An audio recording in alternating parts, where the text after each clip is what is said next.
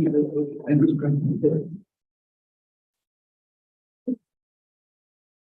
well, our next speaker is Anup Dixit, and he'll speak on Euler-Kronecker constants. So as we were just discussing, maybe these were written by Carl School of Mathematics 500 years earlier, but yeah, thanks a lot, Professor Washington. So it's a pleasure to be here. I would like to thank the organizers and especially Professor Kalyan Chakravarti for arranging this wonderful conference. It's always nice to be in a in-person conference. Doesn't have the charms of, online conference doesn't have the same charms. I'm going to talk about Euler-Kronecker constants. Some lessons. Okay. Yeah, some issues. Can the online audience hear me? Yeah, we can hear you. Okay, excellent. Okay, so this is going to be some recent work on which is joined with Ram Murthy. And I'm also going to mention some of the earlier works, some of my earlier works to give some contextual relevance to this topic. Okay, let's begin with Euler-Mascheroni constant, which is which I'm sure everybody has seen. This is defined as the error term in a harmonic series.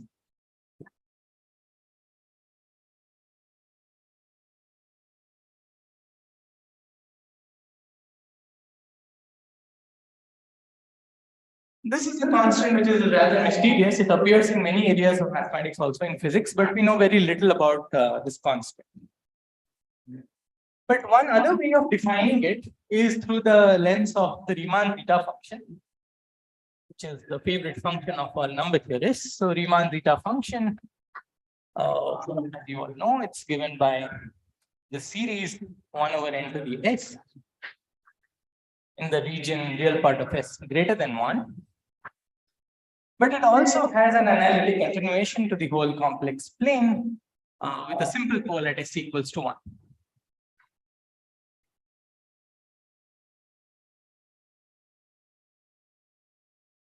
Simple pole at s equals to 1 with residue 1.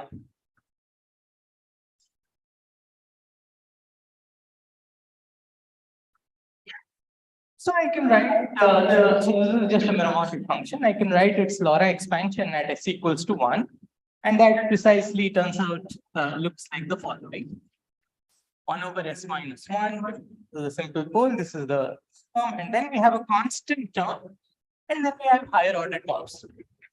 Now this constant term is nothing but your Euler-Mascheroni constant. So in other words, I will define the Euler-Mascheroni constant as the constant term in the LoRa expansion of this meromorphic function, the Riemann zeta function. Furthermore, whenever we talk about meromorphic function, it is quite natural to study logarithmic derivative of these functions. And I can consider the logarithmic derivative of the Riemann zeta function that will also have a simple pole at s equals to 1. And I can consider its LoRa expansion around 1. I get the following. So let me just put logarithmic derivative. Again, near s equals to 1. We have zeta prime over zeta of s. So this is the pole term, simple pole term. And then the constant term here is also exactly Euler-Mascheroni constant. Again, another definition would be the constant term, the LoRa expansion of logarithmic derivative of the zeta function. Okay.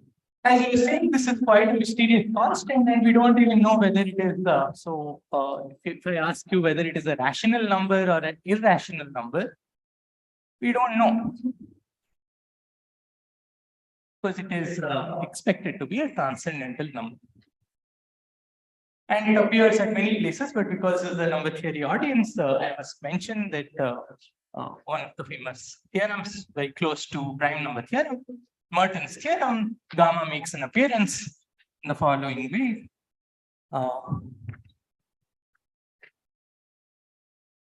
Log n I count this product over all primes, and that is precisely given by e to the minus gamma. So even understanding of the distribution of primes is closely linked with this particular constant. Okay, so in this talk, I'm going to talk about a generalization of this constant to any number field, which is a finite extension of Q. And we will sort of follow this type of a definition in order to make sense of the constant in that setting. So let's say let K over Q be a number field, finite extension of Q. Now associated to any number field, there is a zeta function, which is called the Dedekind zeta function. And it is defined as I run over all the non-zero integral ideals. Okay, I look at 1 over non-a to the s. This is norm of that integral ideal. Okay, so that's the definition, and this is the series converges. Yes, any questions? If the series converges and the real part of s greater than 1. Also, at any point, if you have any question, please just feel free to jump in and ask. Okay, so this, just like the Riemann zeta function, this also has an analytic continuation to the whole complex plane, except for a simple pole at s equals to 1. Just put it here.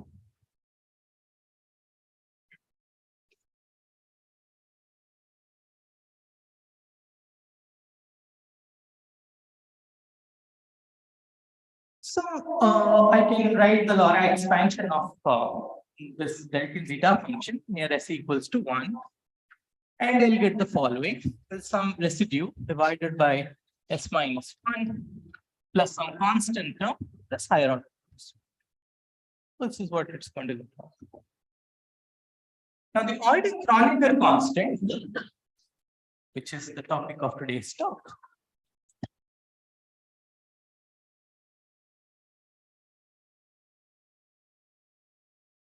is defined as the constant term divided by the residue term. This is the definition. And this was defined by Ihara in about 2006. Although this object actually appears in different papers and has been studied before, but giving it a name and studying it in a systematic way was first done by Ihara. Okay, so why do we divide with the residue? The reason is, if I look at the logarithmic derivative, there here is what happens. There the residue will be in the constant term, and here's what will happen.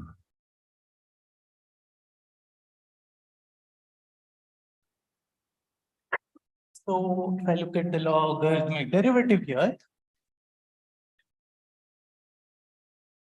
then again, logarithmic derivative of the Dedekind zeta function will have a simple pole at s equals to 1. And near s equals to 1, the Laura expansion is going to be, this is the pole term, and the residue will always be negative 1. And then I have the constant term, which is this. So that's the definition of my Euler-Kronecker constant. Constant term, the Laura expansion, the logarithmic derivative. Okay, and a couple of simple things to keep in mind is, if you're, let's look at some examples. If k equals to q, then Dedekind zeta function is just the Riemann zeta function, and your gamma k is just gamma. If k is a quadratic field, then I can write my Dedekind zeta function as zeta of s times ls chi. Actually, ls chi d, let's say, d being the, let's say d be the discriminant in the little, and that's okay. So some special quadratic character here. So here your gamma k is just going to be gamma, if I take logarithmic derivative and compare it, plus L prime over L 1 pi.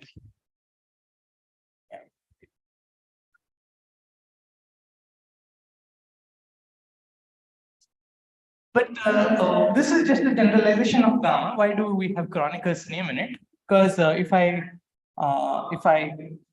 consider the imaginary quadratic field, then we actually have a recipe of how to calculate the exact value of this gamma k using Kroneker's limit formula. So let me just say a few words about that. So for an imaginary quadratic field, and let me also assume that D is the discriminant of K. It's either D or 4D, but let's just take D is the discriminant. You can always choose that.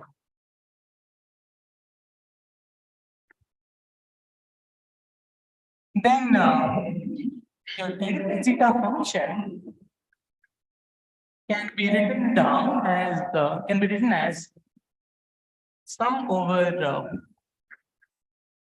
of the ideal class zeta function, where the CLK denotes the ideal class group. It's a finite group, class number in the context of our conference. And this P varies over all the elements in this finite group. And then we have what is called a partial zeta function or ideal class zeta function, where basically this is defined as all the summing over all the integral ideals whose which is a part of this particular, which generates this ideal class, and 1 over now a to the x. Now for each of them, we kind of know its LoRa expansion here s equals to 1 as Kroneker's limit theorem.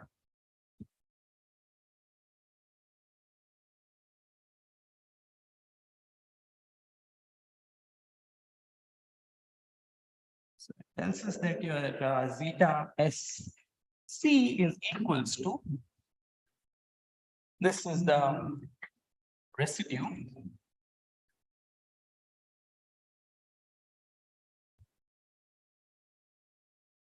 one over s minus 1 plus the constant term is going to be 2 gamma minus half of log d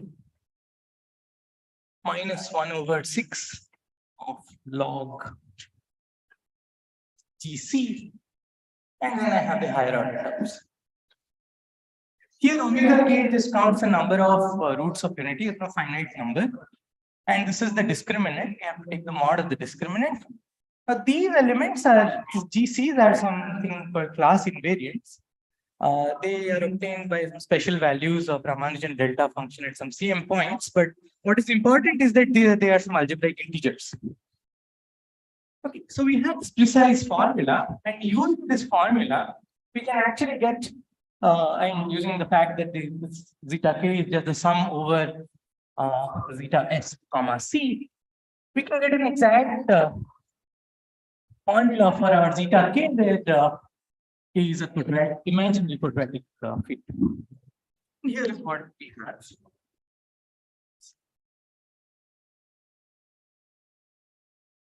2 gamma minus half of log d minus log 1 over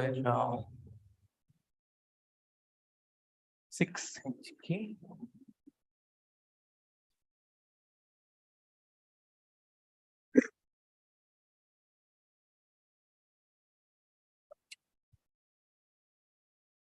get an explicit formula for this for the Euler-Kronecker constant. Here hk is the class number of here, and the rest of the things are coming from this is not difficult to see.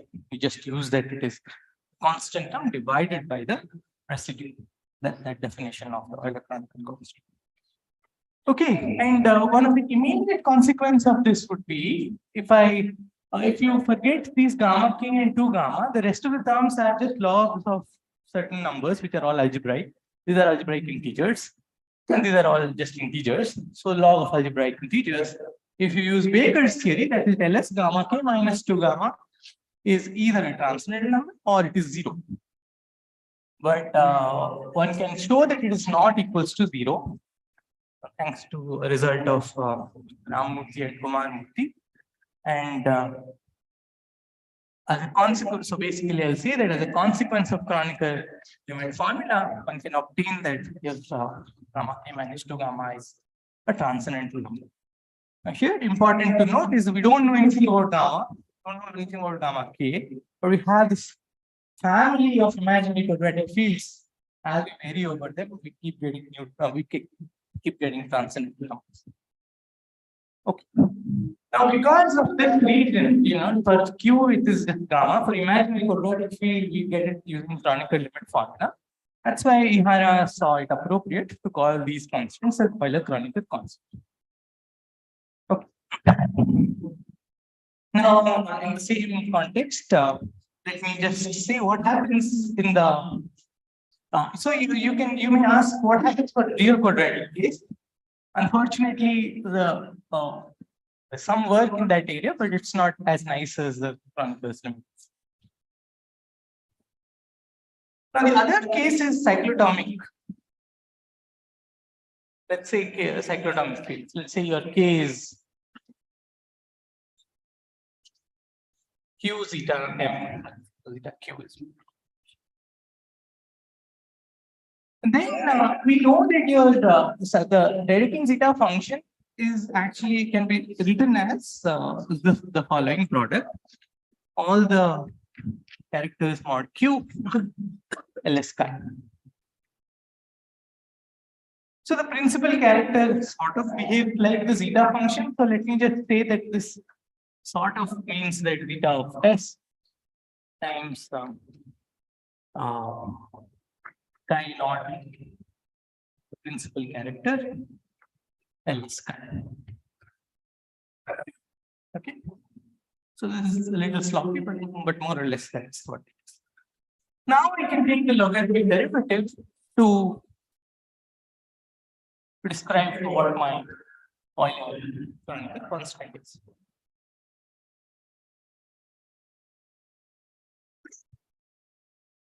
So your gamma k is just going to be gamma plus non-principal characters L prime over L1 chi. But this L prime over L1 chi is actually given by a convergent series at 1. So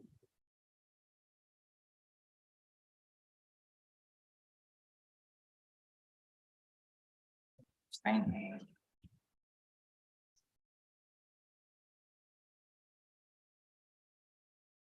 Now, because of this, and because we are summing over all characters, this will give certain arithmetic meaning to your Euler-Kronecker constant in case of cyclotomic fields. We'll come back to that, and then there are several conjectures on this, and there's some progress about it. We'll discuss. So that's the introduction to Euler-Kronecker constant. And any questions so far? Okay, so let me just tell you the plan of my talk now. Plan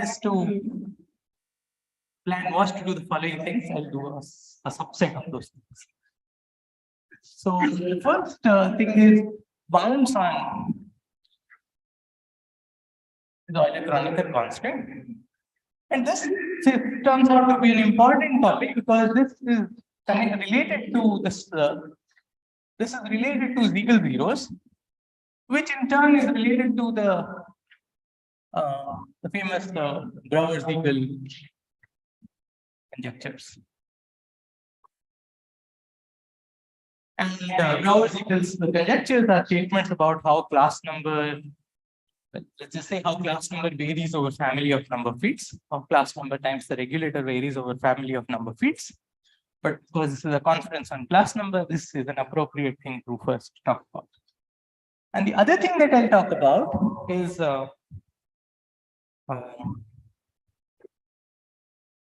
certain conjectures of Ihara for cyclotomic case.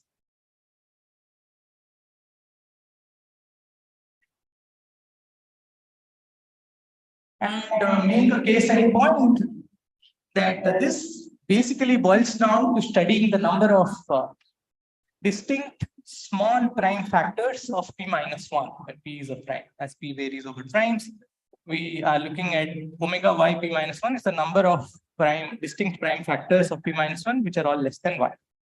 And then we will prove some theorems on that. And then the other thing was certain improved error terms in the prime number theorem in certain arithmetic progressions. So when I say error term, I will actually mean some weighted error term in certain arithmetic progressions. And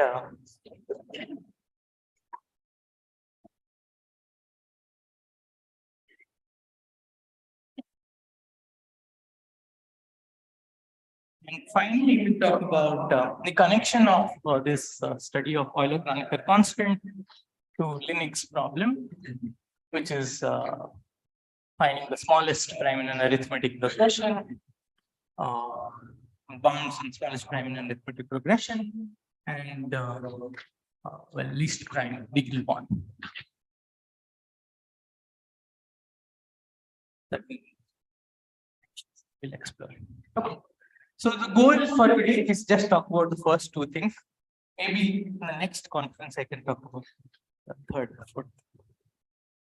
Okay, so first let's talk about Ihara's theorem. In his original paper, Ihara proved the following: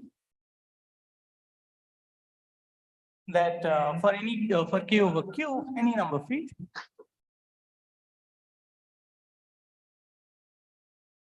there's an upper bound on Euler-Kronecker constant given by twice of log square root discriminant,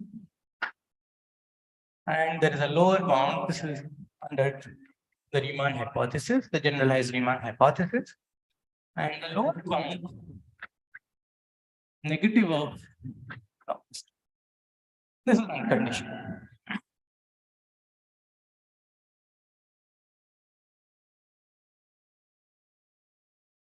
Now, before I start talking about what happens in specific cases or what kind of results we know, let me try to give a sketch of the proof of the first statement, but not the proof that Ihara gave. Ihara used explicit formula and some very tricky computations to get there. But there is another way to get here, which doesn't give us exactly the statement. This is the strongest, but we can recover a weaker statement.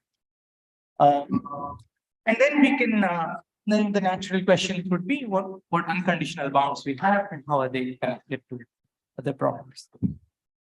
So this is a sketch of upper bound. The lower bound is unconditional, and that is not very difficult to show. All right, so let's begin. So we start with a logarithmic derivative, and the real part of it is greater than 1. It has the following Dirichlet series expansion.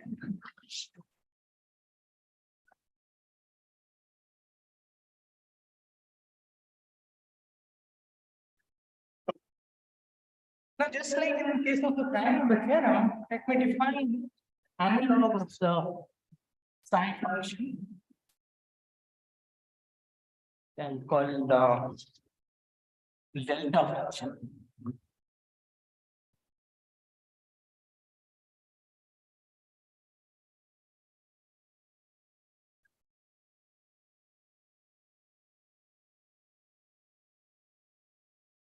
Okay, so then one can prove the following thing, which I am not going to give a proof of, but using partial summations and standard technique, one can get here. So gamma of k is log of n minus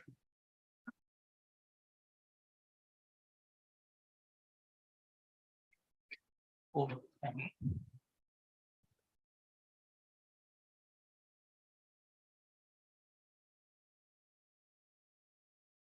plus 1 over n minus integral from into infinity k x over x square. I promise this is the only long statement like I said, right? So one couple of things to note here is that these things are always positive. These coefficients are always positive. So if I want to find an upper bound, a natural thing would be to get rid of this and see what's the upper bound on the rest of it. And that is precisely what we will do.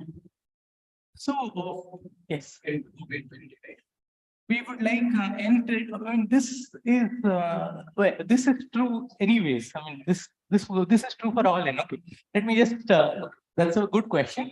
So if you choose like n equals to 1, let's say, then you can actually conclude that your 1 minus zeta k is just going to be 1 to infinity delta k of x over x square dx. So there's an explanation. This works for all n. For all n greater.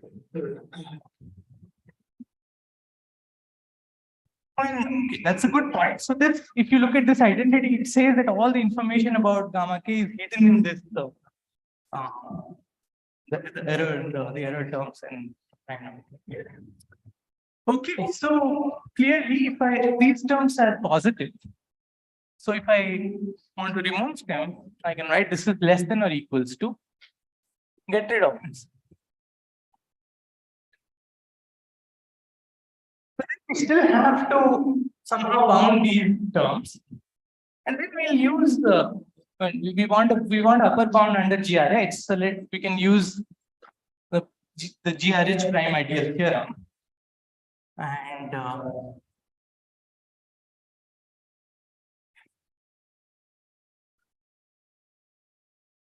the prime ideal theorem will tell us that this quantity over here, this delta k, is GRH prime ideal theorem.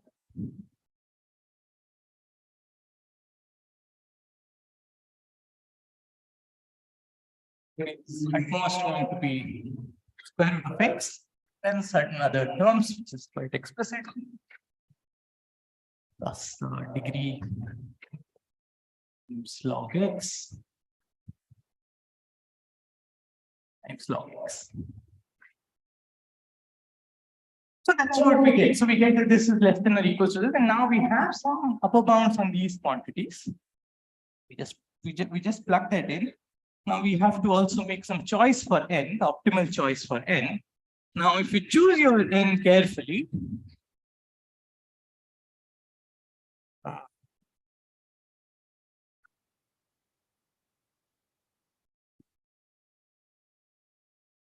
log discriminant to the power 4, and then we more or less obtain Ihara's bound. So let me obtain one also needs to use one also needs to use Minkowski bound that log discriminant degree over log discriminant is at most constant. But putting all that together, you will actually obtain this is less than or equals to 2 log discriminant times 1 plus a smaller error term. Log discriminant divided by log discriminant.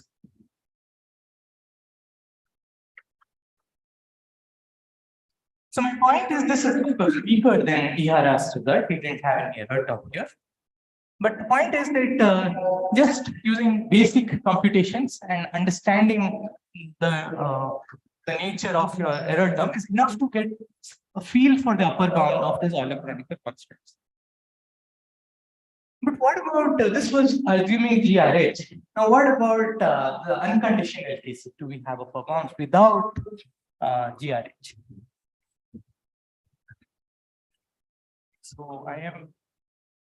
How good am I doing in time? Is anybody keeping tab? So 21 minutes. Okay, very good.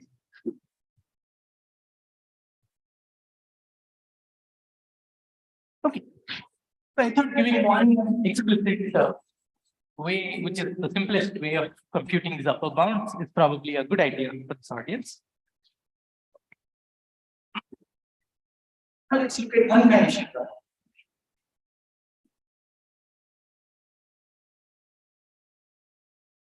Now we know the unconditional upper bounds in certain cases. So let me first describe the cases.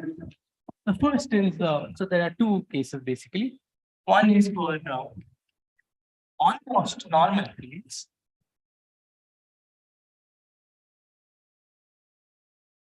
And the other is for fields with solvable Galois closure.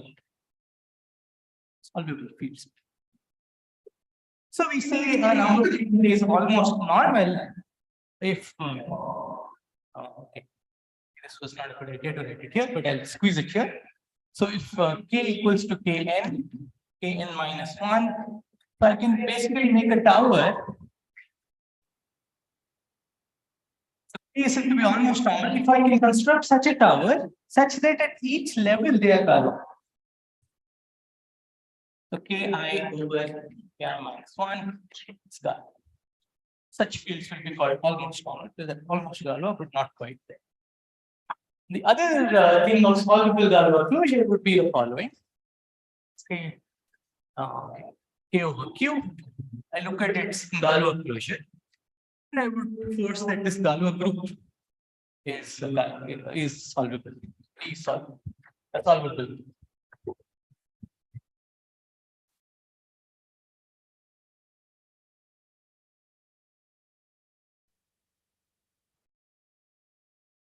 Okay, so these two cases, we can actually get unconditional upper bounds.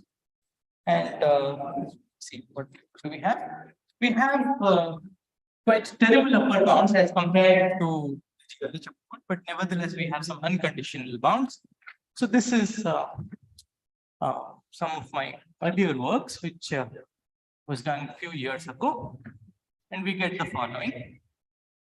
So let's say k over q does not contain any quadratic subfield.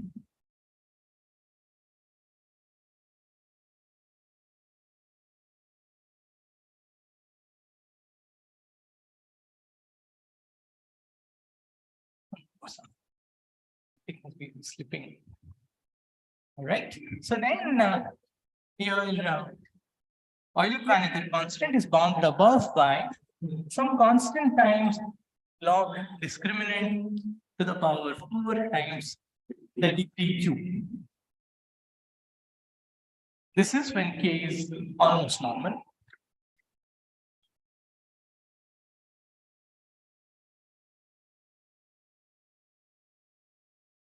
And otherwise, if it is in the solvable Galois case, it's actually even worse. It's log discriminant to the power another constant times log discriminant. This is solvable Galois.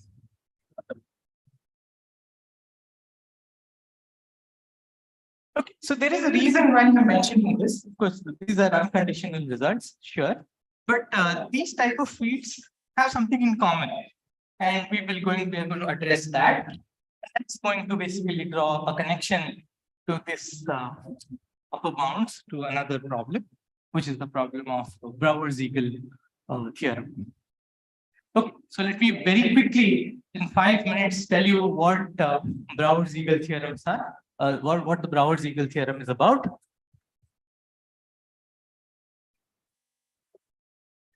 So keep in mind that these unconditional bounds are actually very bad as compared to what is expected. So here's what Brouwer-Siegel theorems are. So the classical question is, if I have a family of number fields, I would like to understand how the class number varies on the family of number fields. That turns out to be a difficult question. So instead, we look at class number times the regulator. The reason we do that is because there is a class number formula, which is given by class number times the regulator times certain quantities. So it is so if I can understand the residue better, I can get something about class number times the regulator. So this is so without going too much into details, let me just state the theorem.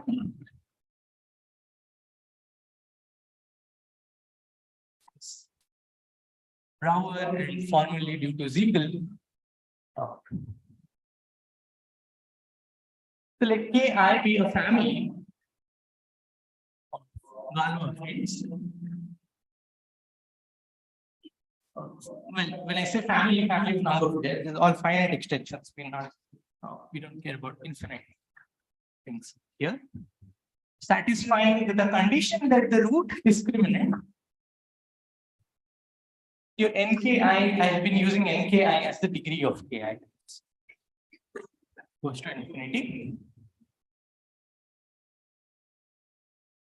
And then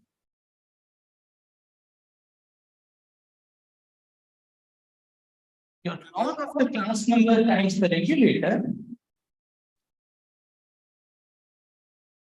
grows at the same pace as log root discriminant.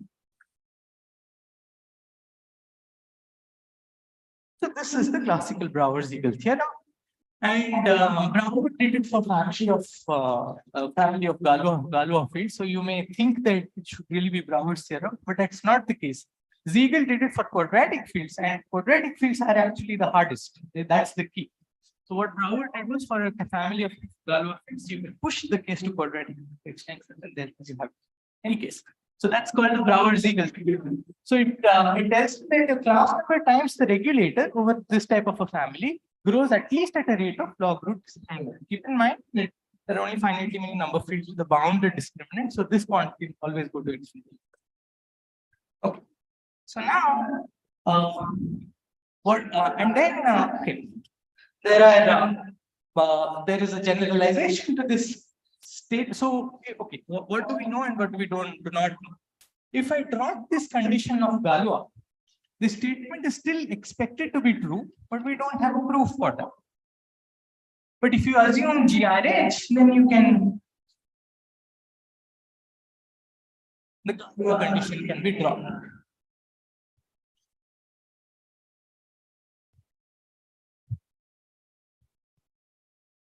And that's furthermore, this type of condition, the root discriminant goes to infinity, but there are certain families where that does not happen. So keeping all that in mind, there is a certain generalization which was formulated by Pasma and Bladuch, which says the following. Due to lack of time, I will not be able to give the exact generalization. If you let me just write it as generalized Brouwer-Siegel.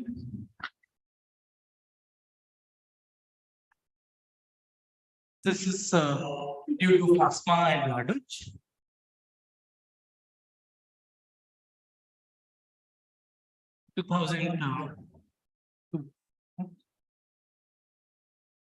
So they say that if you have a family which is nice enough, and they call their nice enough family as asymptotically exact families.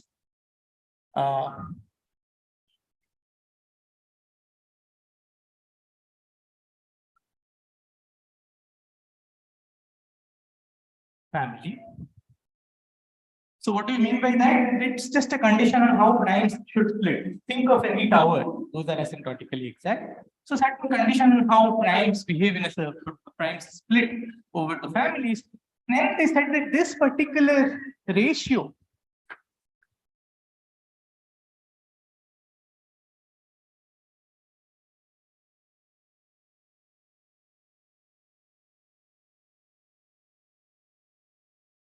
can be explicitly given in the following, should be exactly equals to 1 plus certain certain invariants which are in form of quantities. So anyway, so this is going to they give more generalized version where this condition is dropped and it is replaced with what is called asymptotical exactness. Then we can exactly write it as this plus certain quantities. And in case of the Brouwer-Siegel thing, these terms become 0. So we have this equals to in case of the classical setting. Okay, so now what is the state of the art of this conjecture? What is known is the following. Let me call this conjecture as GBS. So what is known is GRH implies GPS. This was due to Fasma and Ladut. And then also GPS holds for almost normal fields. Families of almost normal fields. Here, what that means each of these KR is almost normal. And this type of statement holds. This here also I'm lying a little bit. This holds for families of almost normal fields satisfying this condition, or if it doesn't satisfy this condition, then they need to be towers. But anyways, we can say that whatever we know about this, it kind of holds for those type of families, but for almost normal fields. And this was done by Fasma Hadu. And then in the classical case, it was done by Star. And I think a complete proof was given by Jaikin, who was a student of Fasma. And the final thing is for the soluble convolution case, this is also true.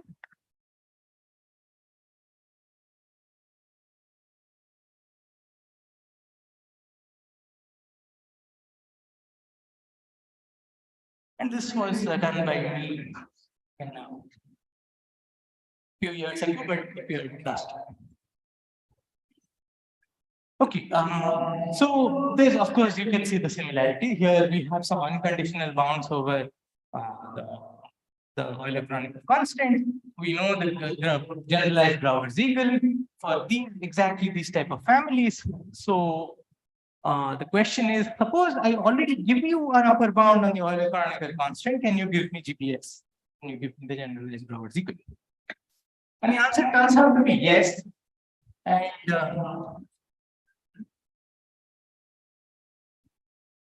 so this was in, let me just put it as number 4. If we have some even further terrible bounds on these gamma keys,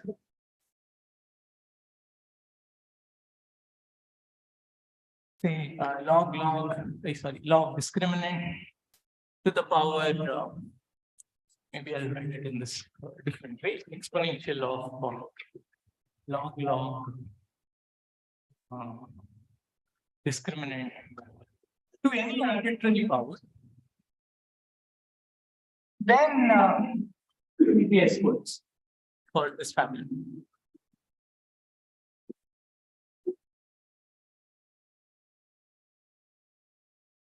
Okay, so somehow understanding bounds on Euler-Kronecker constant seems to give us some information about how cluster varies on a family of number fields. Now, if you have a keen eye, you can see that all these things are related to Siegel zeros. The reason you see the reason I avoided that it contains any quadratic subfield, because quadratic case is the case where the Siegel zeros are sitting, and that they are the ones which create issues. So keeping all that in mind, in fact, if you do not have any Siegel zeros, you can prove all these things without you can prove without generalized Brouwer-Siegel. In certain condition, you need to assume towers, let's say. You can prove that anyways. Okay, keeping that in mind, if you want to put everything together and just give a bound on the Euler-Kronecker constant in terms of Siegel zeros, you have the following. So this is the theorem, which actually improves the, like my previous bounds, but here is what we have. This is joined with Ramurthy.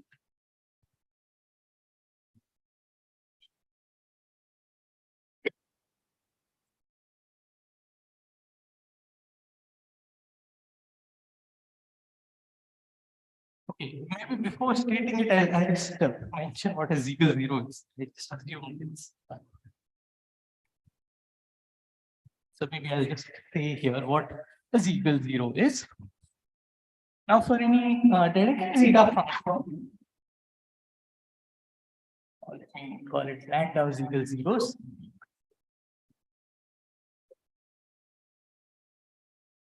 Now, for a dedicated zeta function, we know that there are no zeros on this side, and by functional equation, there are only trivial zeros on this side.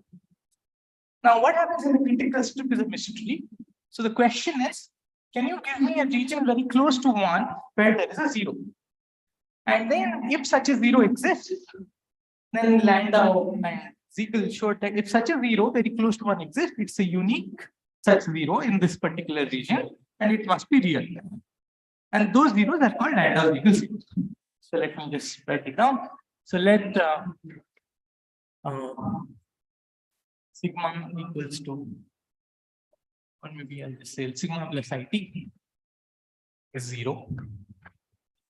That is fine. Your sigma is between 1 to 1 minus 1 over 4 log discriminant. And your t is between mod t is between 0 to 1 minus 1 over 4 log discriminant. If this happens, then such a 0, let me give this 0 a name, let's call this beta naught. Then beta naught is the only 0 in this region, only simple 0, let's say, in this region, and it's real.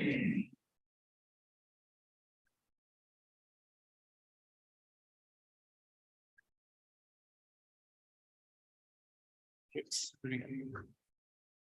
So such a 0, if it exists, we should expect it shouldn't exist, but if it exists, it is called Ziegel zeros. Okay, so now let me write down a bound for Euler-Kronecker constant in terms of these Ziegel zeros. Now, okay, what do we know about it? We have some very trivial, bounds that like they cannot be as close as 1 over discriminant to the power epsilon. It is ineffective. But now the recent state of the art is there is now Ita and Zhang claims that is found a zero free region. If that is true, we have better results for each of these things. But in any case, let me just state the result first. So this gamma k is equals to 1 over 2 times beta naught, 1 minus beta naught, plus we go off log discount. So in other words, if there are no Ziegel zeros, then our bound of log discriminant stands, even as the upper bound. Now, if there are Ziegel zeros, then you have to take into account this. Now, if you believe Ita and Zhang's result,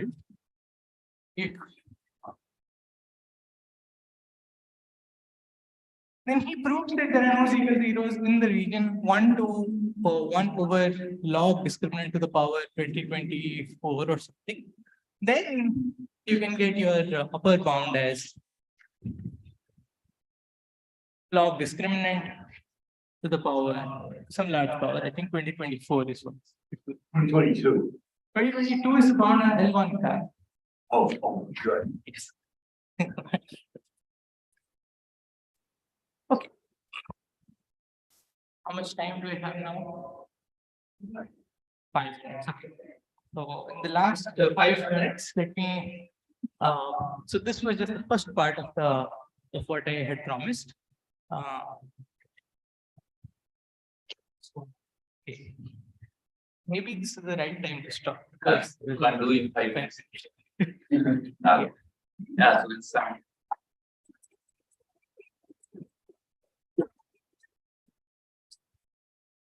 Any questions? Explicit about if genre is true. Then you be more explicit. There is something on the blog of Tao recently. Log of second. It's a Terence Tao. Oh. Can you say more? disappeared. Yes.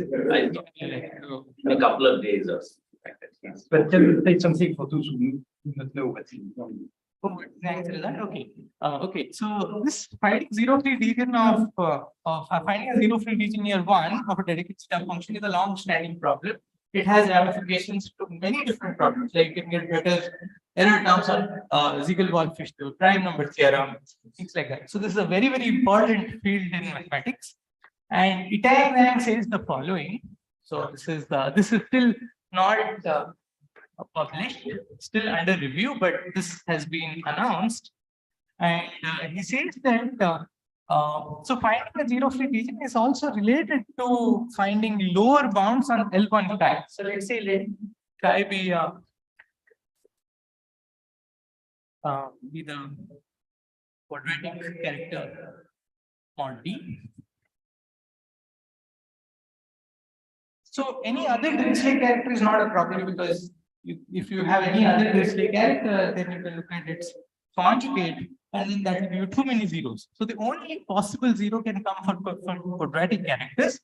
And Italian claims that L1 chi is actually greater than log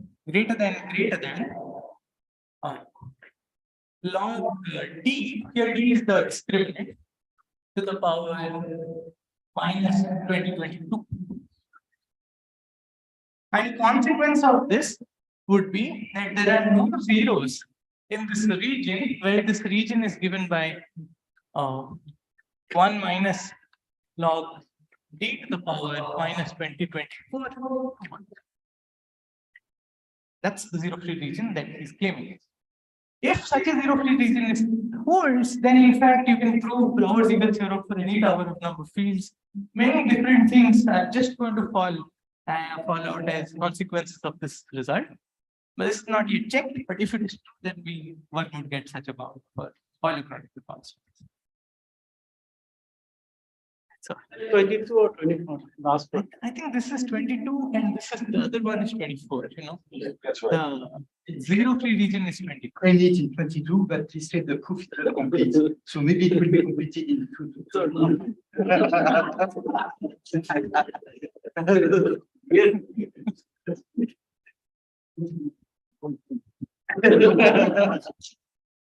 Something new in talk.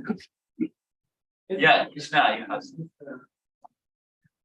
Is there any significance for the base field being Q, or can you do this on any other? You can. Actually, that's a very good question. So if you look at any other, any ordinal function, for example, you find a lower k, you can do the same. Then you will get something for the zeta k over let's say L over k, zeta L over zeta k.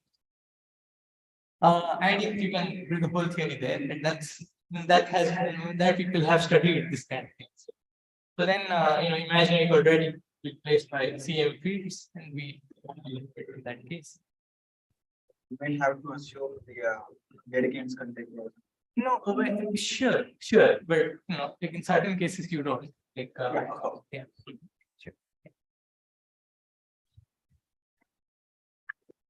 Permissions. So it's Yeah. online. Oh, I mean online. Any questions from online?